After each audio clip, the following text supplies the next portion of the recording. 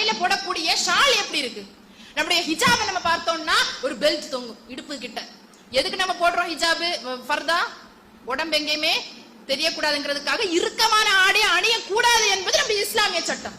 ஆனா நம்ம எதுக்கு ஃபர்தா போடுறோம்? ட்ரெஸ் போடுறத மாதிரியே இன்னைக்கு ஃபர்தா போடுறோம். ஒருத்தி போறான்னா அது ட்ரெஸ்ஸா இல்ல ஃபர்தாவா அப்படின்னு நம்ம தேடணும். அந்த அளவிற்கு அலங்காரம். இதுக்காக ட்ரெஸ்ஸே போட்டு போயிடலாமேன்னு தோணும். அந்த அளவிற்கு அதுல ரொம்ப மினுக்கன்னா ஜிகுனா என்ன, இங்க இருந்து 3-4 கட்டு என்ன, அங்க கிழிஞ்சு கிடக்குறது என்ன, அதுக்கப்புறம் வேற என்னெல்லாம் ஃபேஷன். இந்த இடுப்பு கிட்ட என்ன ஆகும்?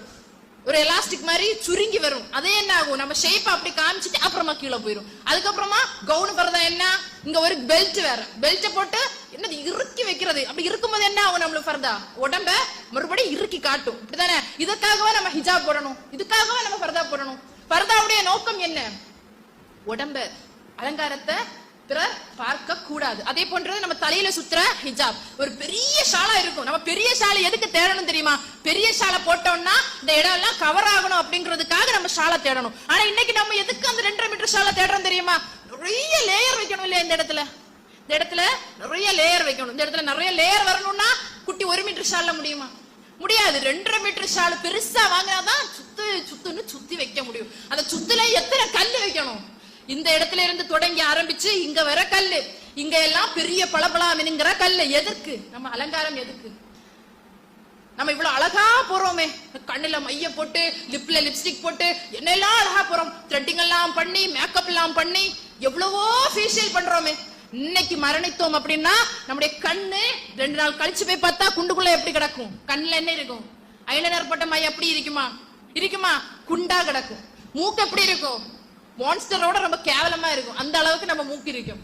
வாய் எப்படி இருக்கும்? ரொம்ப போட்டு மினுக்குறோமே நம்ம சுண்டு, நம்ம லிப்ஸ் எப்படி இருக்கும்? லிப்ஸே இருக்காது. அப்படித்தானே? அந்த நம்ம பல்லு உந்திட்டு நிக்கும். அந்த அளவுக்கு தான் நாளைக்கு நம்முடைய நிலைமை இருக்க போகுது. இந்த முகத்தை நம்ம அழகாக காட்டுறதுக்காக இருக்கிறதே அழகுதான். அல்லாஹ் நம்மள அழகா தானே படைச்சான். அழகு இல்லாம யாரா இருக்கீங்களா? அழகான கை, அழகான கால், அழகான கண்ணு, அழகான உறுப்புகள் எல்லாமே அழகா இறைவன் நம்மளுக்கு தந்தா.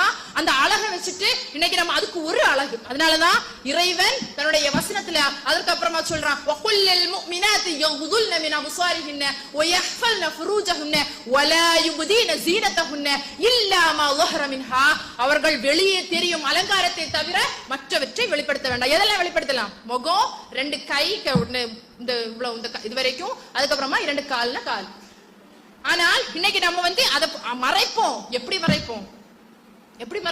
இன்னைக்கு பனியன் குளோத்ல வேற ஃபர்தா இறங்கி இருக்கு. நம்முடைய உடல் அமைப்புகள் எல்லாம் அப்படியே தெரியும். அந்த அளவிற்கு நம்முடைய ஹிஜாப் முறைகள் இருக்கு.